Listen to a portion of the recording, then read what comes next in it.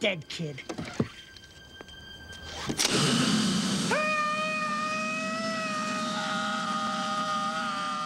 To another home invasion now, only this is one that our next guest says will not have you laughing. He's pointing to a slew of new green regulations for household appliances that are threatening to set you back a whole lot of green. Ben Lieberman is with us.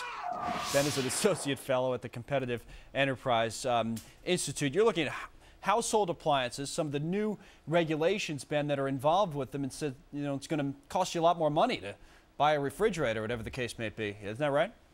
Be afraid, be very afraid. No question, there's a whole host of new regulations on the way for virtually everything around the house that uses energy. And if past experience is any guide, these will raise the cost of appliances, in some cases more than you'll ever earn back in the form of energy savings.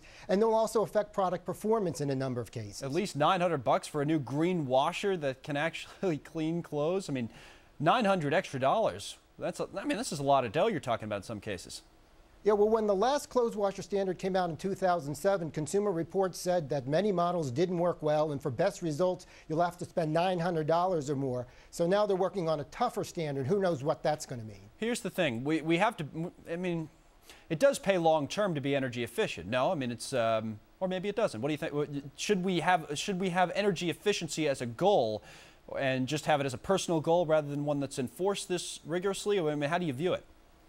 Well, I think consumers can make wise decisions, and as you've probably noticed, every appliance has energy use labels on them, so consumers can make comparisons for themselves. The problem with some of these efficiency standards, they're so tough, they jack up the upfront costs so much that you're not likely to earn back those savings. And as I mentioned, a number of appliances don't work quite as well Yeah, well, how long would it take, I wonder? It's like that debate between getting an air conditioner in your window versus getting central air for your house. But I mean, how long would it take to earn back that $900 that you're going to pay, you know, extra money for a washing machine?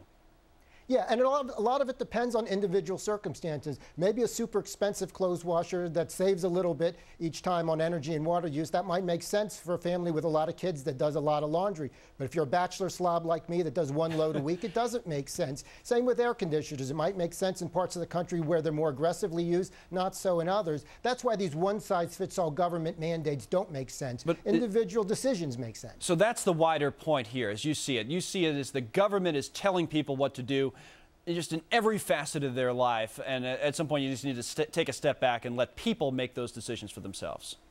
Yeah, and a good example of that is showers. Do we really need the federal government saying that we can't have a strong, powerful shower if that's what we want, and that we have to accept these mandated low-flow shower heads even if we don't like them? I think that's overreaching. Well, the thing is, I mean, I guess the argument would be, in this time when people are struggling for money anyway, so many people out of work and what have you, that is this the time to enforce these regulations? And maybe other people would say, hey, this is exactly the time we have to make these changes now rather than later. So how do you balance out the drive to be energy efficient with the fact that, you know, people are struggling, people don't have a lot of money? I think the balance is already struck in that there's information out there. Anyone buying a refrigerator, an air conditioner, or anything else can look at the labels, can compare, can read magazines like Consumer Reports and find out for themselves which models use more or less energy than others and whether there's any benefit to using one that might use a little bit more energy but work better. For example, these are decisions that consumers can make. What do you have in your house? Do you look for these energy efficient stuff, or you're more likely to go the cheaper route? I balance everything. Energy use is part of it, but how well the damn thing works is the most important thing. It's like an angry Ben. That's fine. Thanks for coming on. I'm only joking with you. Ben Lieberman here from D.C. talking about energy with us. Now,